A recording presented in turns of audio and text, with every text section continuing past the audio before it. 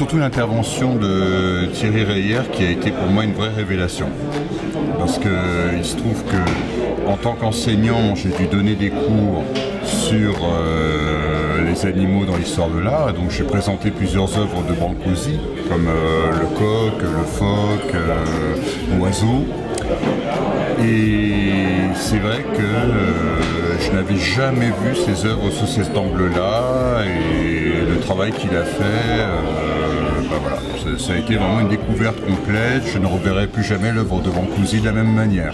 J'ai toujours considéré que l'art était la fabrique du monde et qu'associé à la science, elle permet d'arriver à nos fins pour justement changer la donne.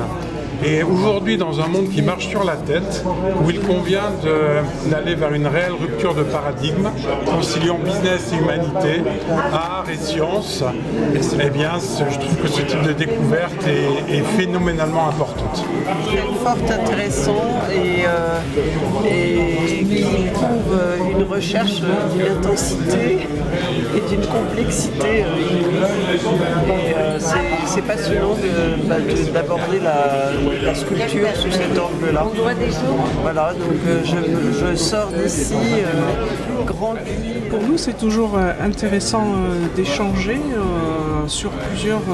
entre plusieurs disciplines. Donc pour nous, c'est toujours très bien d'avoir des échanges comme ça interdisciplinaires autour d'une thématique. Et en l'occurrence ici, c'est un thème quand même très particulier qui est la naissance, en quelque sorte, la reconnaissance et la naissance d'une œuvre moderne et qui serait tout à fait à l'origine de tout ce que l'on peut imaginer après dans l'art moderne. Donc une pièce tout à fait à part et que toutes les disciplines essaient de mettre en avant. Aujourd'hui, nous avons assisté à une magistrale démonstration.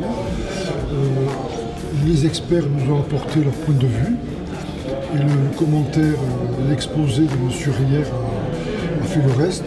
Je pense que le public nombreux a pu profiter de cette approche. Et je ne suis que très, très satisfait, quoi. Donc pour nous, c'est une belle réussite. Et je remercie Madame d'avoir aussi apporté sa contribution à cette matinée.